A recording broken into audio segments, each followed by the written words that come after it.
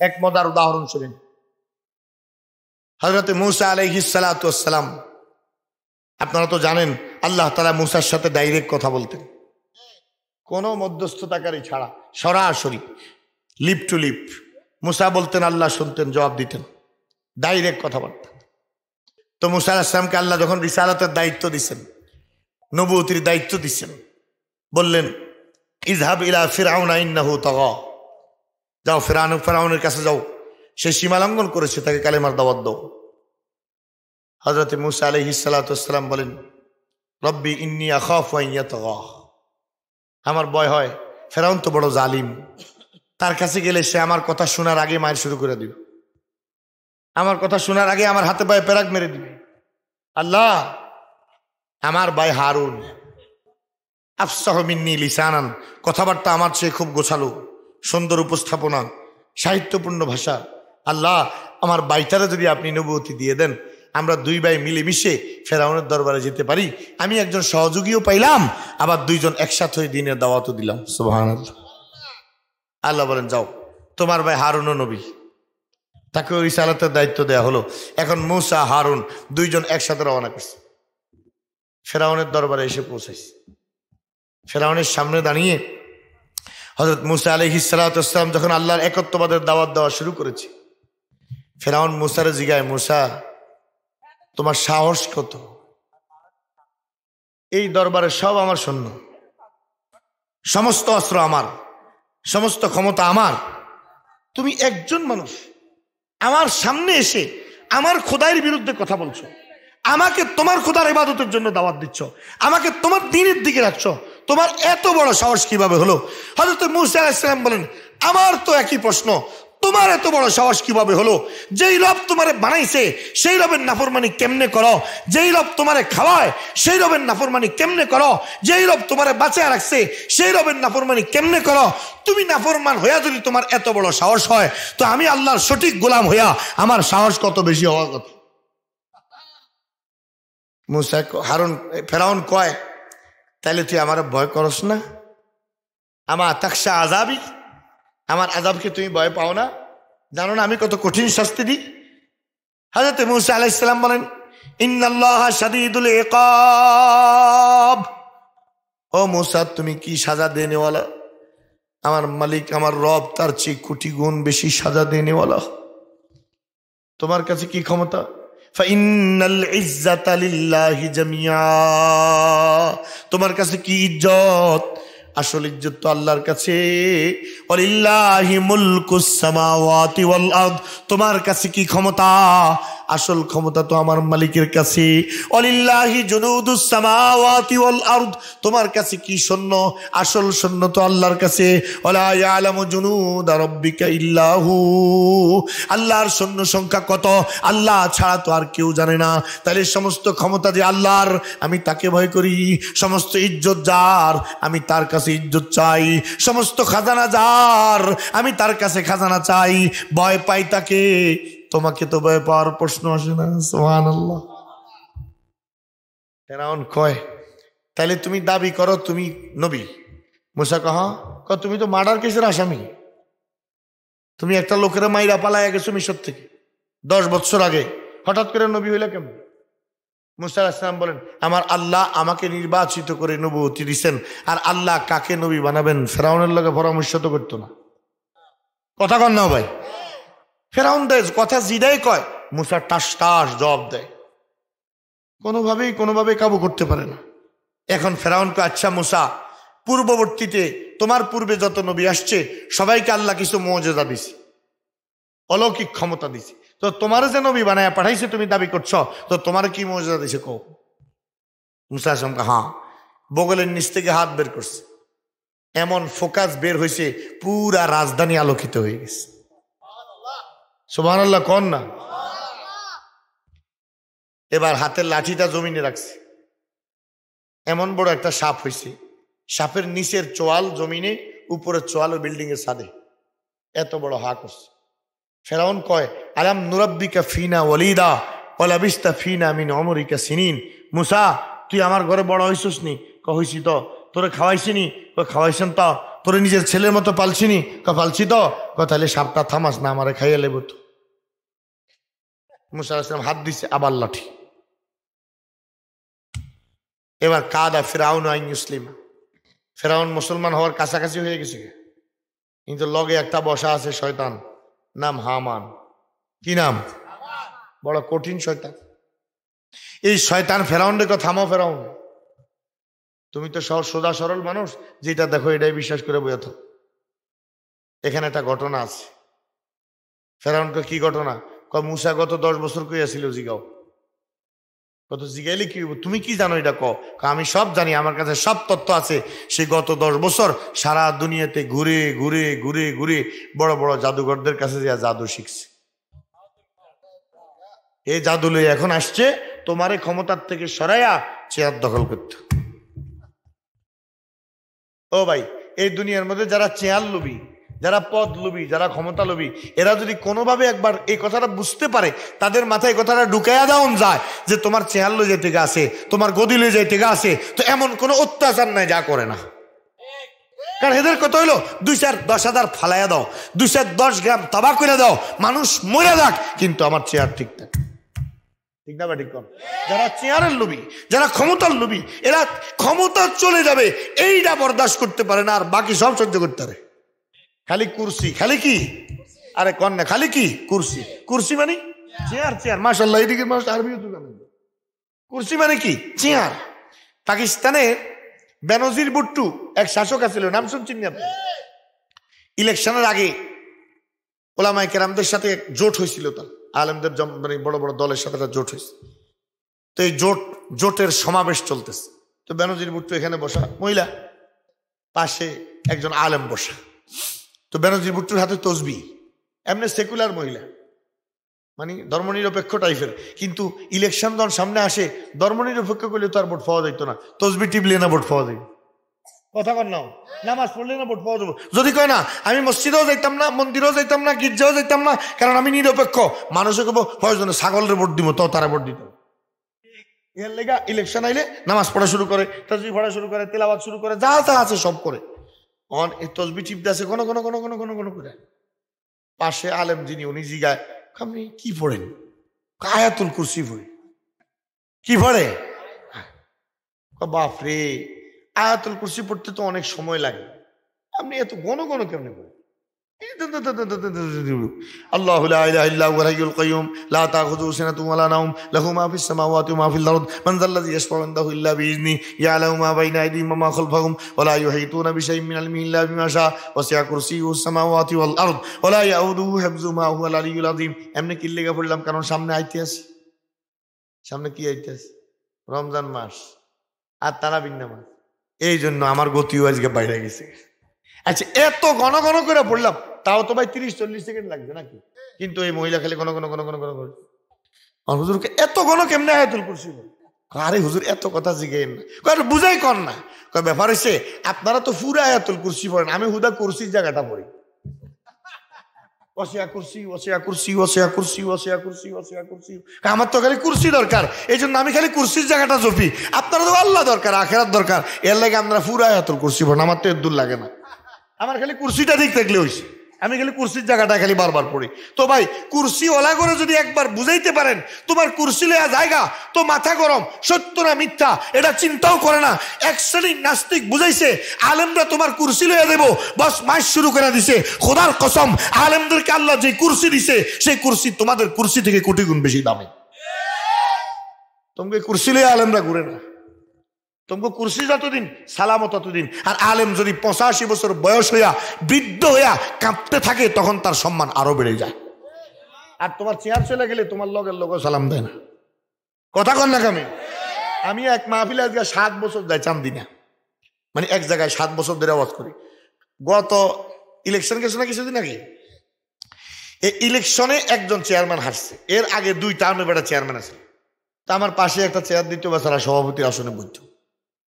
এবার মাহফিলটা হয়েছে ইলেকশনের পরে, শেয়ারও পাল্টাইছে, সভাপতিও পাল্টাইছে। একজনকে কইলাম, ভাই যে লোকটা এত বছর আপনাকে সভাপতি চেয়ারে বসে, লোকটা ভালো নামাজি, আমি জানি, তারে চিনি, একটা চেয়ার পাশে দিয়ে দেন না। জায়গা নাই, মঞ্চে জায়গা নাই। দেখছেন নি কেন? চেয়ার গেছে গা, ক্ষমতা গেছে গা, এর একটা চেয়ার দাও না, এটা প্লাস্টিকের চেয়ার দাও না, জায়গাও নেই। তোমাদেরকে এরকম সম্মান করে। তোমরা যখন 60 বছর 65 বছর বয়সে যাও, চাকরি থেকে বের করে দেয়, রিটায়ারমেন্টে পাঠিয়ে দেয়, যাও আর তুমি বেকার, যাও তুমি বেকার, যাও তুমি বেকার। আর একজন আলেম যখন যত বৃদ্ধ হয়, মানুষ তার কাছে তত বেশি দেওয়ার জন্য যায়। কথা কন না কামিয়া? মানুষ তারা তত সম্মান করে, তত ইজ্জত দেয়। তো কোন কুরসি আম করে দেখাও? আল্লাহ তোমাদের কুরসি থেকে 1000 কোটি গুণ সম্মানের কুরসি আলেমদেরকে দিয়ে রাখছে। তো এখন বুঝাইছে, যাক ফেরাউন রে হামানে কয় আপনারা তো ক্ষমতার থেকে সরাইয়া ক্ষমতা দখল করতো না, এসেতে জাদু শিক্ষা। খেয়াল আছে তো কথা?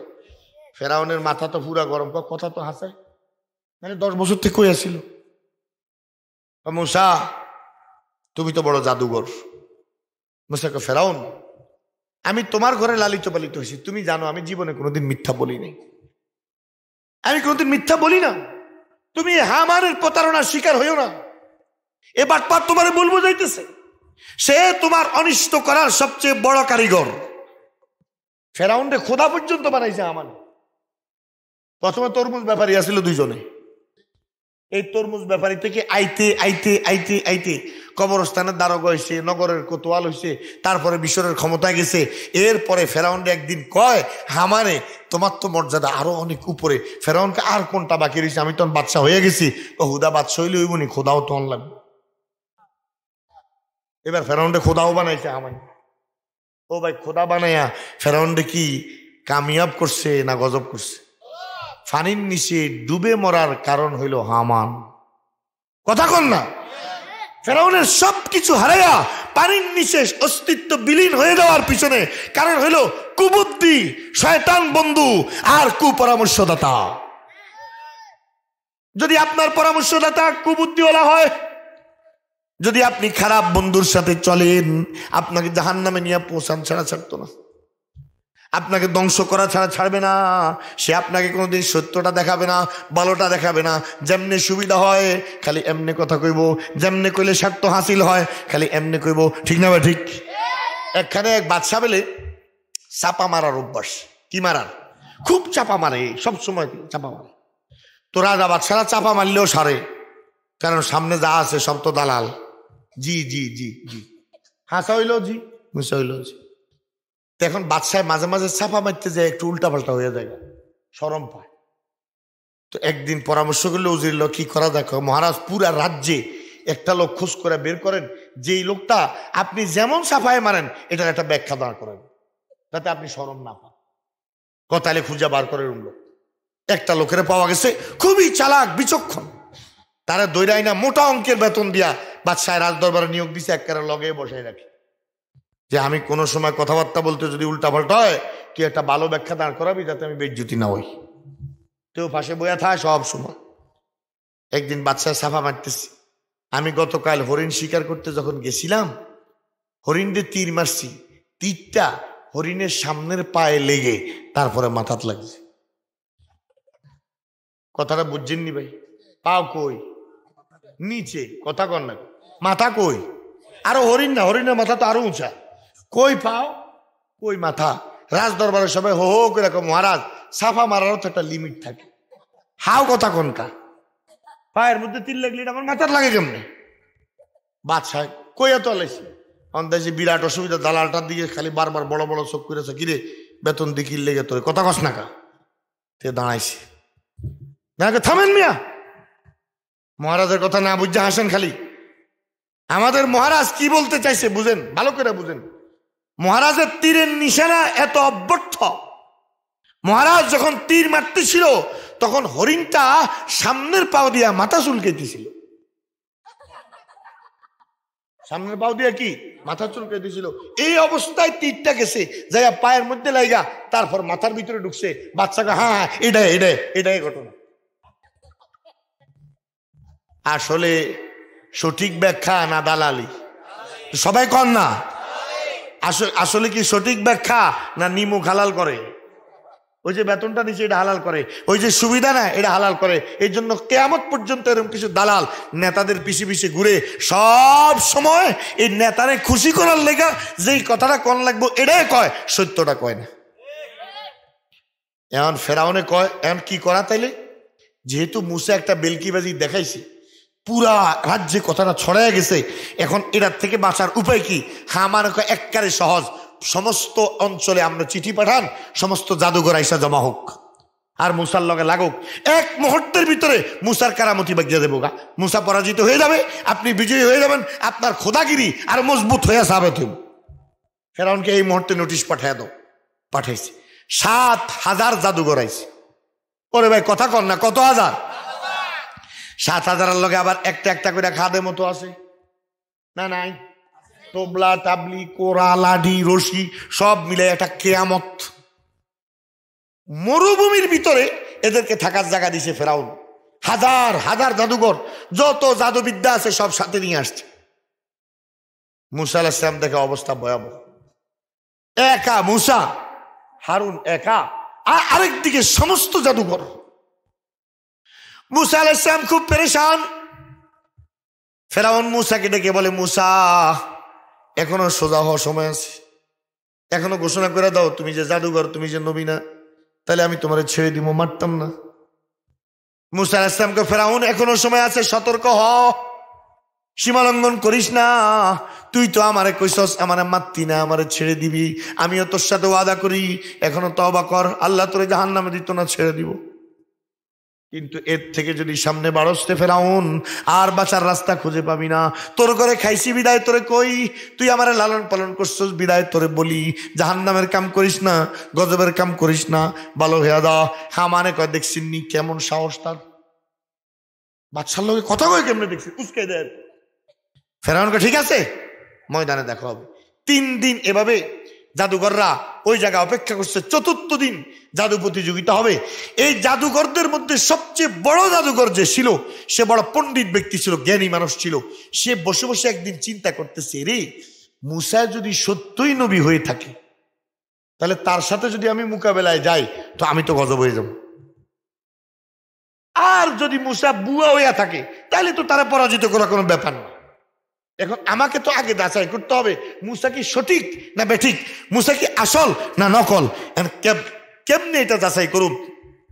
সমস্ত জাদুঘরদেরকে জিগাইলো, তোরা কোনো পদ্ধতি আসেনি, বুদ্ধি আসেনি, মুসা কি আসল না নকল, তার লাঠিটা আসল না নকল, জাদুর লাঠি না আল্লাহ প্রদত্ত লাঠি, বুঝার কোনো ব্যবস্থা আসেনি। সমস্ত জাদুঘরের কোনো আমগো কাছে কোনো জ্ঞান বুদ্ধি নেই, আমরা বুঝি না কোনটা আসল কোনটা নকল। এখন প্রধান জাদুঘরটা বাফও আসিল বড় জাদুঘর, তুই বেটা জাদুঘরের ঘরের জাদুঘর, এই কারণে জাদুর খুব জ্ঞান সে জানতো। তার বাপের দেন না কিছু পুরানা বই পুস্তক ঘরের মধ্যে ছিল। এই বই পুস্তক ঘাটতে ঘাটতে ঘাটতে ঘাটতে শেষ রাতের দিকে এসে এক জায়গায় লেখা পাইছে, তুমি দেখবা যদি কোনো ব্যক্তি লাঠি দিয়া কোনো বেলকিবাজি দেখায় তো তুমি খেয়াল করে দেখবা এই লোকটা যখন ঘুমায় তখন লাঠি কি করে। যদি দেখো যে লোকটা যখন ঘুমায় লাঠিও ঘুমায়, বুঝবা এটা ভুয়া লাঠি। যদি দেখো যে লোকটা ঘুমায় কিন্তু লাঠি তারে পাহারা দেয়, তো বুঝবা যে এই লাঠি আল্লাহর ওলির লাঠি, আল্লাহর নবীর লাঠি, মুজিজার লাঠি। খবরদার, এটার লগে কোনো প্রতিযোগিতা যায় না।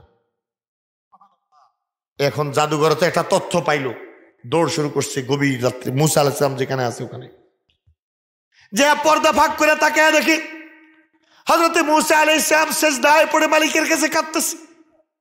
সারা রাত নামাজ পড়ে আল্লাহর কাছে সাহায্য চেয়ে শেষ রাতে সিজদায় পড়ে কাঁদে, মালিক গো আমি তো দুর্বল, আমি একা, আমার ভাই হারুন ছাড়া তোমাকে বিশ্বাস করে নেওয়ালার কেউ নাই। সমস্ত কাফের এই বনি ইসরাইলদেরকে গোলামবাদী বানিয়ে রাখছে ফেরাউনের বাহিনী। এই জালিমরা ছাড়া মজলুম কিছু লোক আছে। আমি মুসা আর আমার ভাই হারুন, আমাদের পক্ষে আর কেউ নাই, অস্ত্র নাই, শস্ত্র নাই, জনবল নাই, ক্ষমতা নাই। মাওলা তুমি যদি আমাকে আর আমার ভাইকে পরাজিত করে দাও, আমাকে আর আমার ভাইকে যদি ফেরাউনের হাতে তুলে দাও, তো তোমার নাম নেওয়ার মতো জমিনের কেউ থাকবে না, তোমার গোলামি করার মতো আর কেউ থাকবে না।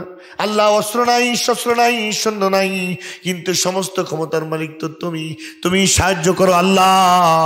সিজদায় পড়ে মুসা কাঁদে আর পর্দার ফাঁক দিয়া জাদুঘর মুসার চেহারার দিকে তাকায়া সে তার মনকে মনে বলে, নিজের মনকে বলে, না না না, এই চেহারা কোনো জাদুঘরের চেহারা না, এই লোকটা আমাদের মতো টাউট না, এই চেহারা কোনো জাদুঘরের চেহারা না, এই চেহারা কোনো মিথ্যাবাদীর চেহারা না, এই চেহারা কোনো প্রতারকের চেহারা না। সুবহানাল্লাহ। কারণ বাটপারে দেখলে চিন্তা লাগে কথা কর না। আমি মুরাদনগর মাদ্রাসার পাশে গরুর হাট বসে, প্রতি কোরবানি হাটে কোরবানি বছর মানে আসলে আর কি 10-12 লাখ টাকা হাসিল আসে মাদ্রাসায়, বালা ফায়দা, ফোলা ফাইনে খুব খুশি খুশি হাসিল উঠায়। দালাল গুলাই একটু অসুবিধা হয়। তা আমি এক দালাল মুরাদনগর বড় মসজিদে নামাজ কালাম পড়ে, আমি জানি এই কাম করে। একদিন দেখা করলাম, ভাই আপনি তো বহুত বছর ধরে এই কাম করেন, আপনি গরু বাজারে যদি আমি আপনার পাঠাই, আপনি দালাল গুলা দেখাই দিতে পারবেন নি? কে কে দালাল আছে? হুজুর খালি এই মাথার থেকে ওই মাথা একবার ঘুরলে আমি কইতে পারব কে দালাল কে বালা। আমি কেমনে কইবেন? হুজুর লুঙ্গিটা ধরার স্টাইল দেখলে বুঝি দালাল না বালা। কথা কনের স্টাইল দেখলে বুঝি হে কি কে কিনতে আসছে না দালালি করতে আসছে। আর তার মুখের অবস্থা, চোখের চাহনি, চক্কর বক্কর কথাবার্তা, এগুলো দেখলে বুঝতে গেলাম সে কি ক্রেতা না দালাল। কেমনে চিনবেন? আজকে 23 বছর এই কাম করি, বুঝেন না হুজুর? তাহলে বাটপার সহজে চিনি। চোর এক পকেট মার, খালি আরেকজন চক্কর বক্কর দেখলে বুঝে আরে তুই তো আমার জাতি ভাই না, দেখলে বুঝ জ্বালা। কিরে দান্দা মান্দা কেমন চলছে? তুমি কেমনে জানো আমি এই কাম করি? এত বছর ধরে কাম করে বুঝি না। এখন এই জাদুঘর হযরত মুসা আলাইহিস সালামের চেহারার দিকে তাকায়, না এটা জাদুঘরের চেহারা না। যেই লোক আল্লাহর কাছে কাঁদে সেই লোক কোনোদিন জাদুঘর হতে পারে না। তারপরে অপেক্ষা করতেছে লাড়ি কি করে। মুসা আলাইহিস সালাম দোয়া শেষ হয়েছে, একটু 10টা মিনিট কদ্দুর বিশ্রাম করব। সারা রাত তো দোয়াই করছে, গালের মধ্যে হাত দিয়ে আস্তে করে কাইট হয়েছে, কদ্দুর বিশ্রাম করবো। মুসা আলাইহিস সালামের চোখ বন্ধ হয় আর লাঠিটা খালি সোজা হয়। সুবহানাল্লাহ কোন না? মুসা আলাইহিস সালাম পুরো ঘুমিয়ে গেছে, লাঠিটা দাঁড়ায়া মুসার চারদিকে ঘোরা শুরু করছে, পাহারা দেয় আল্লাহ নবী মুসা। এই জাদুঘর এই দৃশ্যটা দেখে বলে, হ্যাঁ এই লাঠি তো সেই লাঠি না, এই লাঠি তো মুজিজার লাঠি, এটার মোকাবেলায় গেলে তো আমি গজব, আর যদি মোকাবেলায় না যাই তো ফেরাউনের গজব। কিও ভাই, যদি মুসার মোকাবেলায় নামি তো আল্লাহর গজবে আমি শেষ হয়ে যাবো, আর যদি না নামি তো ফেরাউনে আমার শেষ করবো। এবার আমি কিতাম পেরেশানি লিয়ে ঘরে আসছে, খানা দানা সব বন্ধ। তার মা, যেহেতু তার বাপ বড় জাদুঘর ছিল, মাও বাপের সাথে থাকতে থাকতে অনেক জাদুবিদ্যা জানতো, অনেক জ্ঞানী মহিলা ছিল। মাকে, বাবা তোরা তো পেরেশানি কি লেগে, আজকে তো আনন্দিত হওয়ার কথা, সমস্ত জাদুঘরদের প্রধান তুই যদি আজকে জিতে যাস, ফেরাউনের সবচেয়ে কাছের লোক হয়ে যাবি, কত সম্মান পাবি, কত ইজ্জত পাবি, তুই তো আনন্দিত থাকার কথা, এত পেরেশান কেন?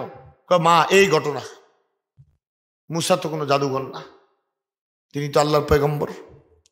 তার হাতের লাঠি তো জাদুর লাঠি না, বাটপারি লাঠি না, এটা তো আল্লাহ প্রদত্ত বিশেষ ক্ষমতার লাঠি। এই লাঠির সাথে মোকাবেলায় গেলে মা গো আমার উপায় নেই, বাঁচন নাই। মা কয় কথা তো ঠিক, তো বাবা আমি তোর একটা বুদ্ধি দিই। আসল কথাটা শুনেন, যেই জন্য আমি এত লম্বা ঘটনা বললাম।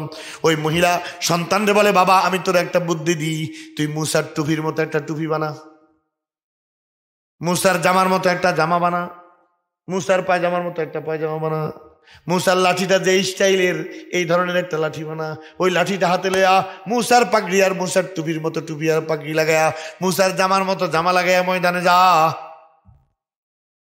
সন্তানকে তো মা এগুলা লাগাই গেলে কি হইব? শুনরে বাবা, আমি বহুত মুরব্বীদের কাছে শুনেছি, পূর্ববর্তী আসমানি বই পুস্তকের মধ্যে পড়েছি, আল্লাহর কোন অলি, আল্লাহর কোন প্রিয় বান্দা, আল্লাহর কোন বন্ধুর পোশাক যদি কেউ গায়ে দেয়, আল্লাহর বন্ধুর রং যদি কেউ ধরে, আল্লাহর বন্ধুর ঢং যদি কেউ ধরে, আল্লাহর বন্ধুর মতো স্টাইল কেউ যদি ধরে, আল্লাহ তার বন্ধুর খাতিরে ওই লোকটা কেউ গজব দেয় না।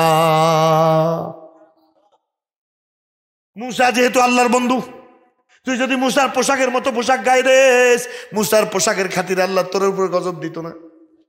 মুসা যেহেতু আল্লাহর বন্ধু, মুসার টুপির মতো টুপিটা যদি তুই লাগাস, মুসার জন্য আল্লাহ যদি রহমতের ফয়সালা করে তোর জন্য করবে। মুসার পোশাকের মতো পোশাক গায়ে দিলে তোর জন্য আল্লাহ রহমতের ফয়সালা করবে। ওই জাদুঘর সঙ্গে সঙ্গে পোশাক বানাইছে, তার দেখা দেখি সব জাদুঘরে পোশাক বানাইছে। ময়দানে যায় দেখে মুসার যে জামা তাকো এই জামা, মুসার যে টুপি তাকো এই টুপি, মুসার যে পায়জামা তাকো এই পায়জামা। এখন খামাইন না কয়, ফেরাউন রে কাল লাগতো না, কাম হয়ে গেছে। ফেরাউনে কি কাম হয়ে গেছে? রাত্রে আপোষ হয়ে গেছে। কি আপোষ হয়ে গেছে? মুসার সাথে চুক্তি ফাইনাল হয়ে গেছে, মুসার সামনে তারা পরাজয়ের নাটক করবে আর মুসা তা করে মন্ত্রিত্ব দিব। আপনারা সরাইয়া ফেরাউন কাই জাদুঘরের প্রধান এদিকে, কিরে তোর পোশাক মুসার মতো কা, তোর জামা মুসার মতো কেন, তোর পায়জামা মুসার মতো কেন? এই লোকটা কয় চালাক তো, কয় ফেরাউন তুমি জাদুঘর না আমি জাদুঘর? তুমিই তো। কয় তাহলে জাদুবিদ্যার নিয়ম তুমি বুঝবা না আমি বুঝুম? তুমিই তো বুঝবা। আমাদের জাদুবিদ্যার একটা নিয়ম আছে, কারো লগে মোকাবেলায় যাইতে হইলে একই পোশাক গায়ে দেওয়ার লাগে। ফেরাউন হ্যাঁ তাইলে ঠিক আছে। হামান্য না না, আমার মনে হচ্ছে এটা চালাকি করতে আসছে। ফেরাউন তুমি সব কাজে মেয়া খালি গেলে ফাঁক ফোকর তারা চুপ করে বসো, জাদুঘর বি কন্টিনিউ, যাও যাও তোমরা শুরু করো, কাম করো। ময়দানে নামছে। হ্যাঁ মুসারে তারা জিগায়, মুসা তুমি কি আগে তোমারটা দেখাইবা না আমগুটা আমরা আগে দেখাইতাম? মুসা কাবাল আলকু, তোমাদেরটা তোমরা দেখো। ফালকাউ হিবালাহুম ওয়া ইসিয়াহুম ওয়া ক্বালু বিইজ্জাতি ফিরাউনা ইন্না লানাহনুল গালিবুন। তারা কয় ফেরাউনের ইজ্জতের কসম আজকে আমরা জিতুম। ফেরাউনের বলে আবার ইজ্জত আছে। ফেরাউনের ইজ্জতের কসম আজকে আমরাই জিতুম। তারা তাদের সাথে যত জাদুর রশি আনছে সব রশিকে ময়দানে ফেলছে। এক একটা রশি এক একটা সাপ হয়েছে। ও আমার ভাই ৭,০০০ জাদুঘর কমপক্ষে ৭,০০০ সাপ বানাইছে। এক একটা সাপ বিরাট বিরাট ফনা তুলে মূসার দিকে তেড়ে আসতেছে। ফাওয়াজাদা ফি নাফসি খিফাতাম মূসা, মূসার অন্তরের মধ্যে কম্পন এসে গেছে, ভয় এসে গেছে। আল্লাহ কালা তাখাফ, ও মূসা ভয় পাস না। ভয় পাস কেন? ভয় তো পাইবো বাতিলরা, তুই তো হক, হকে আবার ভয় পায় কেমনি? ভয় তো পাবে আমার দুশ্মনরা, তুই তো আমার দোস্ত, তোর ভয় পাওয়া উচিত না। তোর লাঠিটা জমিনে ফেল। মুসা আলাইহিস সালাম জমিনের মধ্যে লাঠিটা ফেললেন। শুরু হয়েছে কারিশমা। সাপের মুখ বড় হওয়া শুরু হয়েছে। যখন সাপটা পুরা মুখ খুলছে জমিন ও আসমানে, এখনো খানার নিয়ত করে নাই, অক্সিজেন নেওয়ার লেগে একটা টান দিছে আর কি, বাতাস টান দিছে। এই বাতাস টানের লগে জাদুর যত সাপ, যত রশি, যত গাঁঠি কোট্টা, যত বই পুস্তক, যত কাপড় চোপড়, যত তাবুর যত বাঁশ, যা কিছু আসিল শুধু মূসা আলাইহিস সালামের সাপের এই শ্বাসের লগে অক্সিজেন টানার লগে সব ভিতরে গেছে। জাদুঘরা দেখালি সিন্দার কাপড়টা ইচ্ছু নেই সব কিছু। এবার ফেরাউনে মূসারে কয় আলাম নুরাব্বিকা ফিনা ওয়ালিদা ওয়া লাবিস্তা ফিনা মিন উমরিকা সিনিন। এ খালি খোঁড়া একটা। আবার কয় মূসারে তোরে লালন পালন করছিলাম নি? হ করছেন। খাওয়াইছিনি? খাওয়াইছেন। পড়াইছেন। কত এটা থামাস না? শুধু শ্বাস নিতে গিয়া এই অবস্থা হয়েছে, যদি খাবারের জন্য হা করে কিচ্ছু থাকতো না আমার। এটা থামা। মূসা আলাইহিস সালাম ধরছে আবার লাঠি। আমার ভাইরা আসল কথা এবার খেয়াল করেন। ফাউলকিয়াস সাহারাতু সাজিদিন ক্বালু আমান্না বিরাব্বিল আলামিন রব্বি মূসা ও হারুন। ৭,০০০ জাদুঘর সকলে একসাথে সেজদায় পড়ে চিৎকার দিয়া বলে রব্বুল আলামিনের প্রতি আমরা ঈমান আনলাম, যিনি মূসার রব, যিনি হারুনের রব, আসমান জমিনের রব, আমরা তার প্রতি ঈমান আনলাম, আমরা মুমিন হয়ে গেলাম। কন্না আল্লাহু আকবার। কিভাবে তাদের ভিতরে ঈমানের চেতনা আসলো? কিভাবে তাদের ভিতরে ঈমানের জজবা আসলো? কিভাবে তারা এত মজবুত ঈমানের অধিকারী হইল? তামাম মুফাসসিরিন কিরাম লিখেছেন হযরত মূসার রং ধরার কারণে, হযরত মূসার রহমতের পোশাক ধরার কারণে, হযরত মূসার রহমতের সুন্নত ধরার কারণে আল্লাহ তাদের উপর এমন রহম করছেন, এমন রহমতের ফয়সালা করছেন, এক একজনের ঈমান পাহাড়ের চেয়েও মজবুত হয়ে গেছে। যখন কইল আমরা ঈমান আনলাম, ফেরাউনে কয় আমানতুম লাহু ক্বাবলা আন আযানা লাকুম ইন্না হাযা লাকাবীরুকুমুল্লাযী আল্লামাকুমুস সিহর ওয়া লা সাওফা তা'লামুন লাউ কাত্তিআন্না আইদিয়াকুম ওয়া আরজুলাকুম মিন খিলাফিন ওয়া লা উসাল্লিবান্নাকুম আজমাইন ক্বালু লা দাইর ইন্না ইলা রাব্বিনা লামুনকালিবুন। ফেরাউনে কয় আনলাম তো করে দাওয়াত দিয়া, আমি রাখলাম, আমি খাওয়াইলাম, আমি এখন যে ঈমান আনলি কারে জিগায় ঈমান আনছস? জাদুঘররা কয় যে আল্লাহ বানাইছে, যে আল্লাহ খাওয়ায়, যে আল্লাহ পড়ায়, সে আল্লাহর প্রতি ঈমান আনার জন্য তোমার জিজ্ঞাসা করা লাগবো তুমি কেডা? হু আর ইউ? তুমি কে? আমার রবকে আমি সেজদা করব, আমার রবের গোলাম আমি হব, তোমারও জিজ্ঞাসা করুম তুমি কেডা? ফেরাউনকে খাইছে বিদ্রোহ, আমার বিরুদ্ধে বিদ্রোহ করতেছে। কয়লা উকাত্তিয়ান্না আইদিয়াকুম ওয়া আরজুলাকুম মিন খিলাফিন ওয়া লা উসাল্লিবান্নাকুম আজমাইন। সাবধান সাবধান, তোদের বাম হাত কাটুম, ডাইন পাও কাটুম, ডাইন হাত কাটুম, বাম পাও কাটুম, উল্টা উল্টা করে কাটুম, তারপরে গলার মধ্যে রশি লাগাইয়া খেজুর গাছের মধ্যে ঝুলাইয়া তোকে ফাঁসি দিব। এখনো তোদের দাবি থেকে সরে আয়, এখনো ভালো হ। সমস্ত জাদুঘর কয় লা দাইর ইন্না ইলা রাব্বিনা লামুনকালিবুন। সমস্ত জাদুঘরকে ফেরাউন মারতে মন চাইলে মারো, কাটতে মন চাইলে কাটো, ফাঁসি দিতে মন চাই দাও। তুমি মনে করো আমাদেরকে হারায়া দিবা, পরাজিত করবা, আসলে না, আমাদেরকে তুমি হত্যা করবা আর আমরা আমাদের রবের কাছে চলে যাব। ইন্না ইলা রাব্বিনা লামুনকালিবুন। আমরা তো আমাদের মালিকের কাছে চলে যাব, মালিকের রহমতে চলে যাব। আমরা তো মরবো না, আমরা তো শহীদ হব, আমরা তো জিন্দা হয়ে আল্লাহর জান্নাতে ঘুরবো। যা মন চায় তা করো। এক একটা জাদুঘরকে ধরে ধরে হাত কাটছে, পাও কাটছে, গলার মধ্যে রশি লাগা ঝুলাইছে, ফাঁসি দিছে। কিন্তু ৭,০০০ জাদুঘরের একজনেও ইমানের দাবি থেকে দূরে সরে নাই, একজনেও ফেরাউনের বশ্যতা স্বীকার করে নাই, একজনেও কাফেরের সাথে আপোষ করে নাই। একবার যে বলেছে আল্লাহু রব্বুনা, আল্লাহ আমাদের রব, এই কথার উপর পাক্কা ছিল, এই কথার উপর পাক্কা মজবুত ছিল, ইমান থেকে দূরে সরে নাই। সরকারে দো আলম বলেন, জিবরাইল যখন আমাকে জান্নাত ঘুরে ঘুরে দেখাচ্ছিলেন, আমি চোখে দেখলাম এক বিরাট মহল্লা। ওই মহল্লার কোনো সীমা পরিসীমা নাই, দিগন্ত যত যায় খালি মহল্লা, ওই মহল্লা। ওই এক মহল্লার ভিতরে আল্লাহ সমস্ত জাদুঘরদেরকে জান্নাত দিয়েছেন।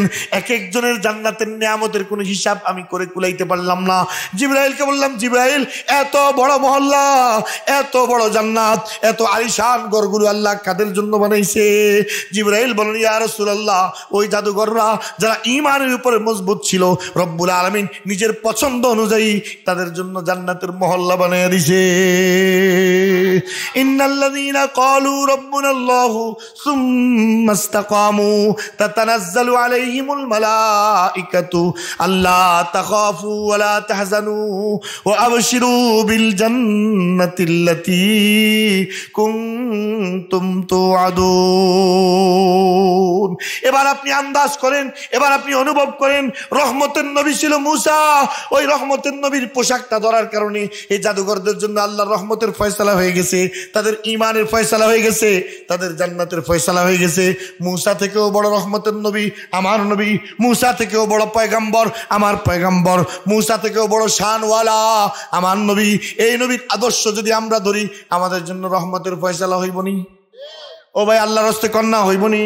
হুজুর বলেন, মান আহাব্বা সুন্নতি ফাকাদ আহাব্বানি ওয়া মান আহাব্বানি কানা মাই ফিল জান্নাহ। আল্লাহর হাবিব বলেন, যদি আমার আদর্শকে পছন্দ করতে পারো, আমার আদর্শকে ভালোবাসতে পারো, আমার সুন্নতকে ভালোবাসতে পারো, আমার তরিকাকে ভালোবাসতে পারো, তো বুঝা নিও আমি নবীকে ভালোবাসলা। আর আমাকে যদি ভালোবাসো তো বুঝা নিও তোমার সিটটা জান্নাতে আমার কাছাকাছি হবে। আর বলেন না সুবহানাল্লাহ। তাহলে আল্লাহর রহমতের ফয়সালা হইব রহমতের নবীকে ধরলে, আল্লাহর রহমতের ফয়সালা হইব রহমানের হুকুম মেনে চললে। আমার কন্যা কথা মনে থাকবো নি? তাহলে আল্লাহ রহমত ওয়ালা, যদি আল্লাহর হুকুম মানি, আল্লাহ আমার জন্য রহমান। নবী রহমাতুল লিল আলামিন, যদি নবীর আদর্শ মানি, নবী আমার জন্য রহমত। যখন আল্লাহ আমার জন্য রহমতের ফয়সালা করবে, রহমতের নবীও আমার হবে। খোদার কসম, আমার দুনিয়াও সফল, আখিরাতও সফল। কথা কন একটু। কদিন আগে বাংলাদেশের মধ্যে একটা লোক মাথা গুলি করে মরছে, শুনছেন নি আপনারা? আত্মহত্যা করছে। কি লেগে? হে মরার আগে কইছি, আমার ফোলা আজ 2 বছর আমার খবর নেয় না, একটা ফোনও আমারে করে না। আমার স্ত্রী, আমি ক্যান্সারে আক্রান্ত বুড়া মানুষ, আমারে বাসায় ফেলে আমার স্ত্রী অস্ট্রেলিয়াতে আয়েশ করে, আমার খবর নেয় না, আমার একটা ফোন করে না। আমি চিন্তা করছি, আমি মরে গেলে ঘরে আমার লাশ পৌঁছে গলে যাবে, আমাকে দাফন করার মতো কেউ হবে না। এই জন্য আমি লাইভে আসলাম, আত্মহত্যা করলাম, যাতে দুনিয়ার মানুষ দেখে আমি মরছি আর কোনো রকম আমার লাশটা দাফন করে। এই আশায় আমি আত্মহত্যা করলাম। কেন সে আত্মহত্যা করলো? আত্মহত্যা করা কি রহমতের কাম না গজবের কাম? আরো জোরে কর না, রহমতের কাম না গজবের কাম? নবী বলেন যে ব্যক্তি পাহাড় থেকে লাফ দিয়ে আত্মহত্যা করবে সে জাহান্নামের আগুনের ভিতরে শুধু লাফাইতে থাকবে। পাহাড় জাহান্নামের পাহাড়ে উঠতে থাকবে, লাফ দিতে থাকবে, উঠতে থাকবে, লাফ দিতে থাকবে। কেউ যদি লোহা দিয়ে আত্মহত্যা করে সেই জাহান্নামের লোহা দিয়া নিজের গলাকে কাটতে থাকবে, কাটতেই থাকবে, কাটতেই থাকবে, কাটতেই থাকবে। কেউ যদি বন্দুক দিয়ে আত্মহত্যা করে তো সে জাহান্নামের আগুনের বন্দুক দিয়া শুধু মাথায় গুলি করতেই থাকবে, করতেই থাকবে, করতেই থাকবে। খালিদান মুখাল্লাদান ফিন্নারে আবাদা, চিরদিন চিরদিন এই আযাব চলতে থাকবে। চিরদিন মানে অনেক দিন, অনেক দিন, অসংখ্য দিন এই আযাব তার উপর চলতে থাকবে। এবার বলেন আত্মহত্যা কি রহমতের কাম না গজবের কাম? গজবের কামটা কেন করলো সে? কেন সে নিজের মাথায় নিজে গুলি করে মরলো? কেন সে নিজের উপর নিজে গজব ডেকে আনলো? কেন কেন কেন? কোনো কারণ নাই, একটাই মাত্র কারণ, তার যে সন্তানের কারণে সে আত্মহত্যা করছে এই সন্তানকে নবীর আদর্শে গঠন করতে পারে নাই, আল্লাহর হুকুম মতো গঠন করতে পারে নাই। এই জন্য তার সন্তান তার জন্য রহমত হয় নাই, গজব হয়ে গেছে। তার স্ত্রীকে নবীর আদর্শে গঠন করতে পারে নাই, আল্লাহর হুকুম মতো চালাইতে পারে নাই। এই জন্য তার স্ত্রীটা তার জন্য রহমত হয় নাই, গজব হয়ে গেছে। ও ভাই বলেন না ঠিক না ভাই? এই যে আজকে হাফেজ সাহেবদের মাথায় পাগড়ি দিলাম, দুইজন হাফেজ সাহেবের কোরআন শিখছে, কোরআন সিনায় ঢুকাইছে। এই গভীর রাত্রে আল্লাহর জাতের কসম করে বলে যাই, এই হাফেজ কোনোদিন মা বাপের গায়ে হাত দিবে না। এই হাফেজ কোনোদিন পিতামাতাকে রাস্তায় বের করে দিবে না। এই হাফেজ কোনোদিন মা বাপকে বৃদ্ধাশ্রমে পাঠাইয়া দিবে না। এই হাফেজের কারণে কোনোদিন হাফেজের মা বাপ আত্মহত্যা করা লাগবে না। আল্লাহর কসম, এই দেশের ডাক্তার, ইঞ্জিনিয়ার, প্রফেসর, ব্যারিস্টার, রাজনীতিবিদদের মা বাপ বৃদ্ধাশ্রমে আসে, আত্মহত্যা করে, কিন্তু কোনো আলেমের বাপ বৃদ্ধাশ্রমেও নাই, আত্মহত্যাও করে। কারণ সে তার সন্তানরা যেহেতু কোরআন শিখাইছে, এই সন্তান তার জন্য এখন রহমত হয়ে গেছে। সে তার সন্তানকে যেহেতু আল্লাহর হুকুম অনুযায়ী গঠন করছে, তার সন্তান এখন তার জন্য আল্লাহর রহমত হয়েছে। যে আল্লাহর হুকুম মতো সন্তান পালবে না, তার সন্তান তার জন্য গজব হয়ে যাবে। যে নবীর তরিকা মতো স্ত্রী চালাবে না, তার স্ত্রী তার জন্য গজব হয়ে যাবে। আমরা তো দেখছি আমাদের ছোটকালেও বুড়া আর বুড়ি যখন বয়স বেশি হইতো তখন একজনের লাগে আরেকজনের মহব্বত আরো বাইরে যেত। কিন্তু মুরব্বীরা কত কথা কইেন, কি ভাই একজন আরেকজনের না দেখা থাকতে পারেন। আমার দাদা 110 বছর বয়সে মারা গেছে, একদম গুজো হয়ে গেছি। তা আমার দাদি খালি কইতে রে তোর দাদা কোন দিকে গেছি, খাইছিনি, খবর লস না, একটু খবর। তা আমরা কইতাম এই গুজা মেয়ার লাগে এত মায়া কা, খালি বুড়া খালি তোর দাদা, তোর দাদা, তোর দাদা। আর দাদিও জিগাই তোর দাদা খাইছিনি, ঘুমাইছিনি, কিউ ভাই? রব্বুল আলামিন বলেন যে বিয়েটা সহি বিয়ে হবে, স্বামী দিনদার হবে, স্ত্রী দিনদার হবে, মুত্তাকি হবে। রব্বুল আলামিন বলেন যৌবনকালে একজনের জন্য আরেকজনের ভালোবাসা তৈরি করে দিমু, আর বৃদ্ধকালে একজনের জন্য আরেকজনের অন্তরে রহমত ঢুকিয়ে দিমু। সুবহানাল্লাহ। কে বলেছেন? আল্লাহ। আরো জোরে কন্যা কে বলেছেন? এখন এই মহিলার অন্তরে কেন রহমত আসলো না? এই মহিলা বুড়া স্বামীটারে ফালায় কেন অস্ট্রেলিয়া চলে গেল? এই মহিলা কেন তার স্বামীর খবরটা নিল না? কেন স্বামীর সাথে 1 মিনিট 2 বছরে কথা বললো না? এই স্ত্রী রহমতের স্ত্রী হয় নাই, রহমতের তরিকায় দিয়ে গঠন করে নাই। কথা কন্যা ভাই। এই জন্য আপনার ঘরকে কোরআনওয়ালা ঘর বানান, আপনার স্ত্রীকে কোরআন অনুযায়ী চালান, আপনার সন্তানকে নবীর আদর্শে গঠন করেন, বড় করেন। তাহলে আপনার ঘরটা আল্লাহর রহমতের ঘর হবে, আপনার জিন্দিগি আল্লাহর রহমতের জিন্দিগি হবে। না হলে দুনিয়াতেও মরছেন, আখিরাতেও মরছেন। আর একটা ছোট্ট উদাহরণ দিয়ে কথা শেষ করব। আব্দুল্লাহ ইবনে ওমর রাদিয়াল্লাহু তাআলা আনহু, রাসূল করিম সাল্লাল্লাহু আলাইহি ওয়াসাল্লামের জলিলুল কদর সাহাবী, তিনি একদিন বাইতুল্লাহর সামনে বসে আছেন। দেখতেছেন সিরিয়ার এক যুবক তার বৃদ্ধ মাকে কাঁধে নিয়ে বাইতুল্লাহ তওয়াফ করতেছে। সুবহানাল্লাহ। মা কাঁদে, মাকে কাঁধে নিয়ে কাবা তওয়াফ করতেছে। ছেলেটা হ্যাংলা পাতলা, লিকলিকে শরীর, মাটা একটু মোটা সোটা।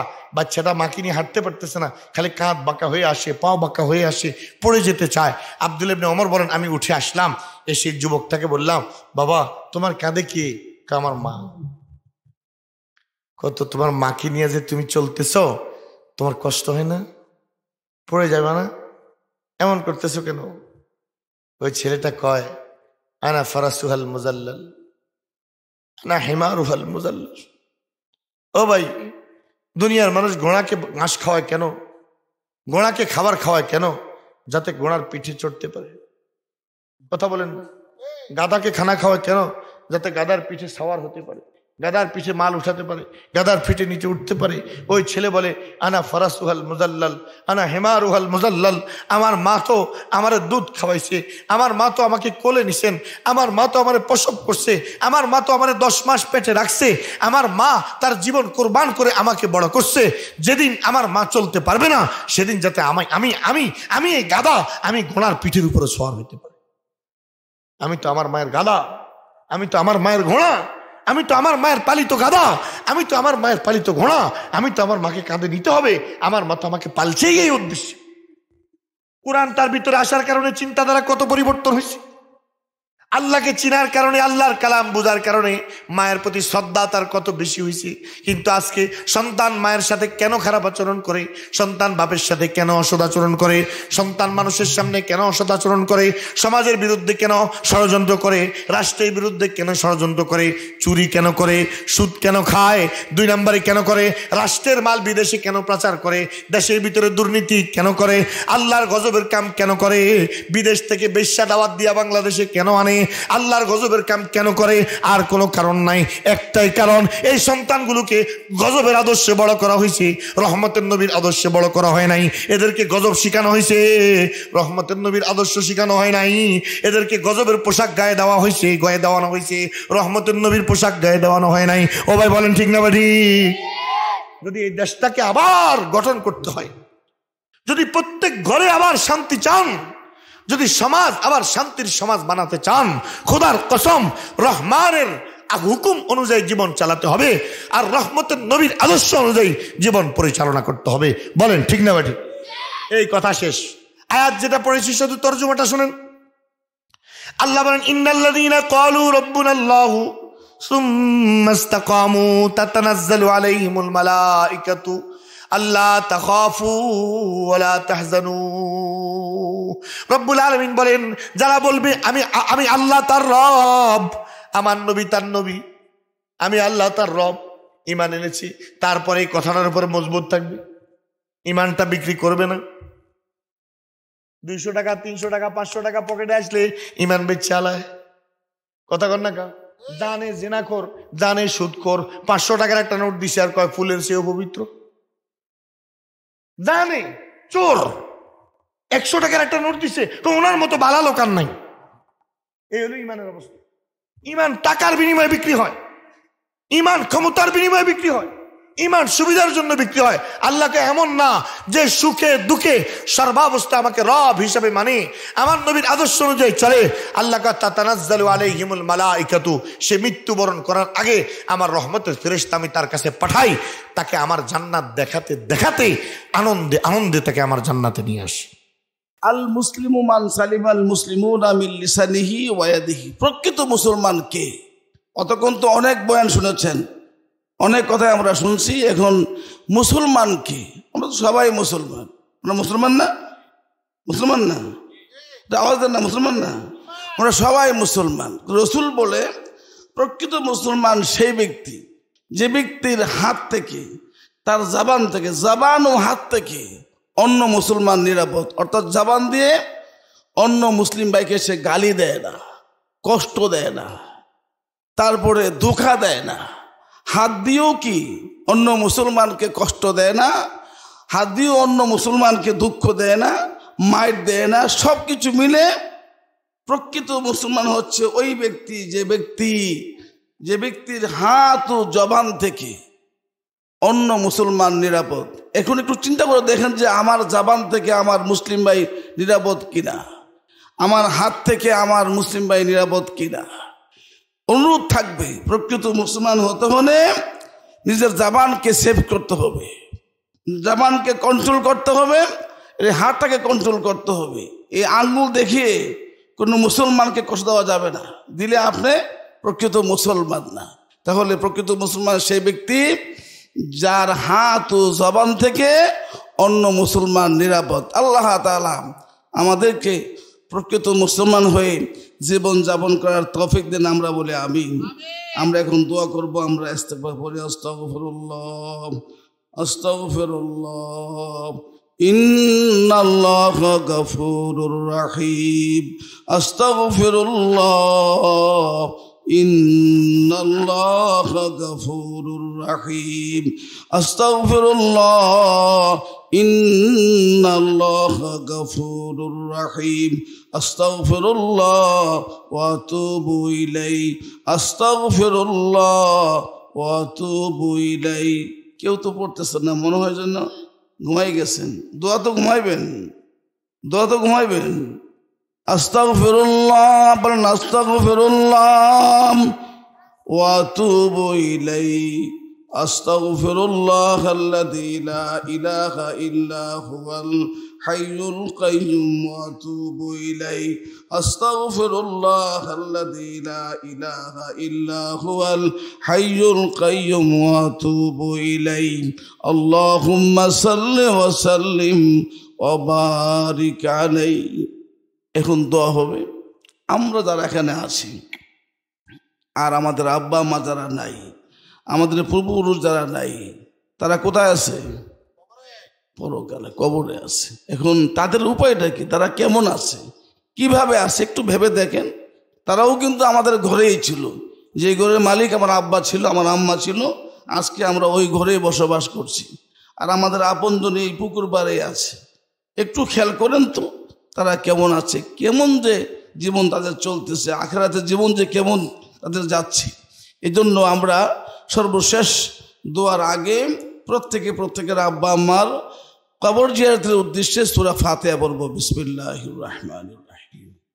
আলহামদুলিল্লাহি রাব্বিল আলামিন আর রহমানির রহিম মালিকি ইয়াউমিদ্দিন ইয়াকা না'বুদু ওয়া ইয়াকা নাস্তাঈন ইহদিনাস সিরাতাল মুস্তাকিম সিরাতাল লাযীনা আন'আমতা আলাইহিম গায়রিল মাগদুবি আলাইহিম ওয়ালাদ-দাল্লিন।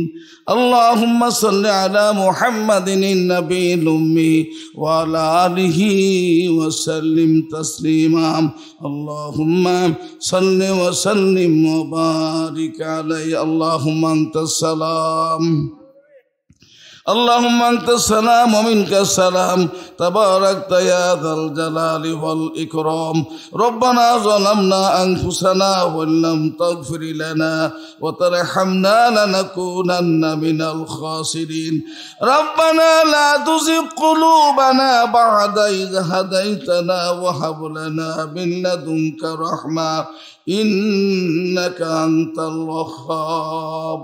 ربنا آتنا في الدنيا حسنة وفي الآخرة حسنة وقنا عذاب النار. ربنا ولا تحملنا ما لا طاقة لنا به واعف عنا واغفر لنا وارحمنا أنت مولانا فانصرنا على القوم الكافرين. رب ارحمهما كما ربياني صغيرا. رب ارحمهما كما ربياني صغيرا. রব্বুল আলামিন গভীর রাত্র হয়েছে, উলামায়ে হযরত গুরুত্বপূর্ণ আলোচনা পেশ করেছে।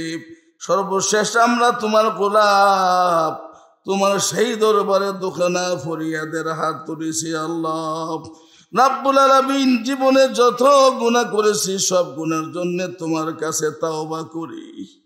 আল্লাহ তুমি আমাদের তাওবা কবুল করে নাও, আমাদের তামাম জীবনের তামাম গুনাহগুলি মাফ করে দাও। রাব্বুল আলামিন, জীবনের সমস্ত পেরেশান তুমি দূর করে দাও, জীবনের সমস্ত দুশ্চিন্তা তুমি দূর করে দাও। তোমার রহমত দিয়ে আমাদের জীবনকে ধন্য করে দাও। আমরা তোমার রহমত চাই, তোমার রহমতে আমাদের জীবন ধন্য করে দাও। আল্লাহ তাআলা, আমরা তোমার শাহী দরবারে ফরিয়াদ জানাই, আজকের মাহফিলকে দয়া করে তুমি কবুল করে দাও। আল্লাহ আলহাজ সিরাজুল ইসলাম এতিমখানা ও মাদ্রাসা, আল্লাহ দ্বিতীয় বার্ষিক মাহফিল আজকে হয়েছে। আল্লাহ এই মাহফিলকে তুমি কবুল করে নাও। আল্লাহ আজকের আয়োজনকে তুমি কবুল করে নাও।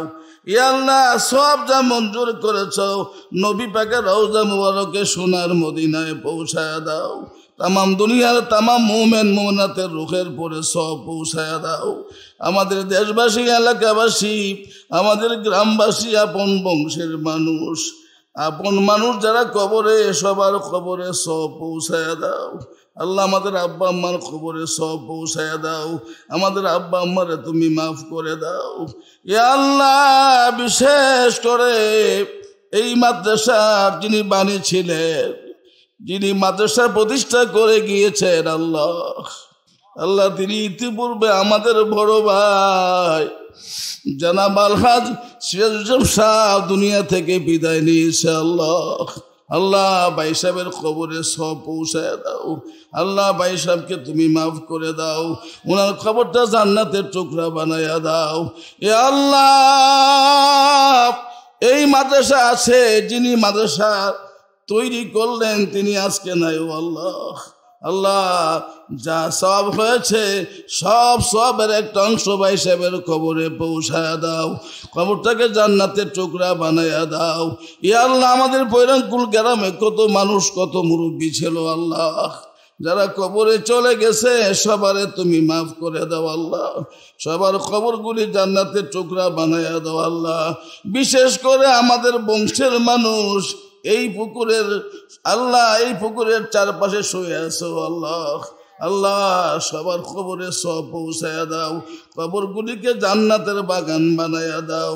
আল্লাহ, আমরা সবাই তোমার কাছে হাওলা হয়ে গেলাম, আমাদের এমন আমল করার তৌফিক দিও যাতে করে আমাদের জন্য জাহান্নামের আগুন হারাম হয়ে যায়।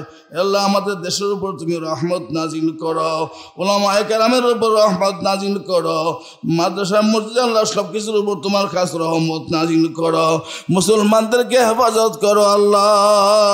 ইয়া আল্লাহ, আমাদেরকে কোরআন সুন্নাহর আলোকে জীবন যাপন করার তুমি তৌফিক দান করো। যারা আমাদের মাঝে বিমানে আছে আল্লাহ তুমি শেফার ব্যবস্থা করে দাও। যারা মুসিবতে আছে মুসিবত দূর করে দাও। যারা পেরেশানে আছে আল্লাহ তুমি পেরেশান দূর করে দাও। আল্লাহ, আজকের মাহফিল তুমি কবুল করে নাও। উলামায়ে কেরাম যারা আলোচনা করেছে আল্লাহ সবাইকে তুমি কবুল করে নাও। হে আল্লাহ, আমরা সবাই তোমার কাছে হাওলা হয়ে গেলাম, তোমার কাছে ফরিয়াদ জানাই, সারা জীবন যেন তোমার বিধান, তোমার রাসূলের সুন্নাহ মেনে চলতে পারে তৌফিক চাই আল্লাহ। ربنا تقبل منا إنك أنت السميع العليم وتب علينا إنك أنت التواب الرحيم سبحان ربك رب العزة عما يصفون وسلام على المرسلين والحمد لله رب العالمين.